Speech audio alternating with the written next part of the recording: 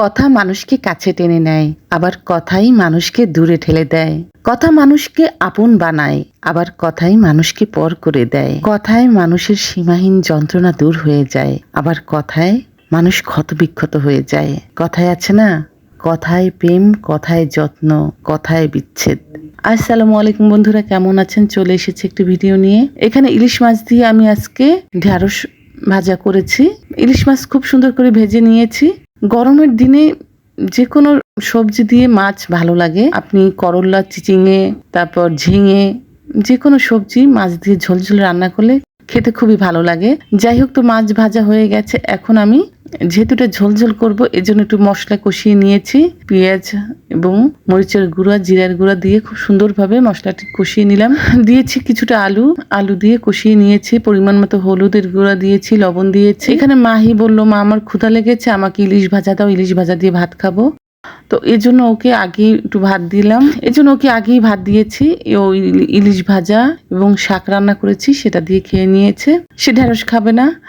যাই হোক, যদিও রাতের বেলা দিয়েছিলাম, রাতের বেলা ঢ্যাঁড়স খেয়েছিল। এবার মাছের ঝোল দিয়েছি। পরিমাণ মতো ঝোল দেওয়ার পর মাছ এবং ঢ্যাঁড়স দিয়ে দিলাম। এখন আর কোনো কাজ নেই, শুধু লবণটা চেক করলেই হবে। লবণটা চেক করে ঝোলটা টেনে এলে নামিয়ে নিলেই হয়ে গেল মজাদার ইলিশ দিয়ে ঢ্যাঁড়সের ঝোল। রেসিপিটি যারা ঢ্যাঁড়স পছন্দ করেন তাদের কাছে অবশ্যই খুব ভালো লাগবে, এবং যারা ঢ্যাঁড়স খেতে পছন্দ করেন না তাদের কাছে হয়তো অতটা ভালো লাগবে না, কিন্তু আমার কাছে খুবই ভালো লেগেছে। এবার বিকেলবেলা ছোট ছেলের ফ্রেন্ড এসেছিল, ফ্রেন্ডের মা, তাদের জন্য একটু নুডলস রান্না করেছি।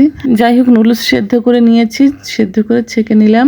এবার মশলা কষিয়েছি, দিয়েছি কিছুটা মাংসের টুকরো। নুডলসের ভিতরে যে প্যাকেটে যে মশলাটা ছিল সেটা দিয়ে খুব সুন্দর করে কষিয়ে নিয়েছি। কোন সবজি দেইনি, যেহেতু বাচ্চারা খাবে, এই জন্য সবজি আর দিলাম না, শুধু মাংস দিয়েছি আর ডিম দিয়েছি। সেই ভিডিওটা করা হয়নি। ডিম দিয়ে এবং মাংস দিয়ে নেড়ে চেড়ে উঠিয়ে দিলাম। সিম্পলি খুব সাধারণ রান্না করেছি, যেহেতু বাচ্চারা খাবে, এই জন্য আর কোনো সবজি অ্যাড করলাম না। এই আমার ছেলের বন্ধু, ওর নাম তালহা। আমার ছেলে নাফি তো ভীষণ খুশি তার বন্ধুকে পেয়ে। তালহার ছোট ভাই তোহাও খুব খুশি।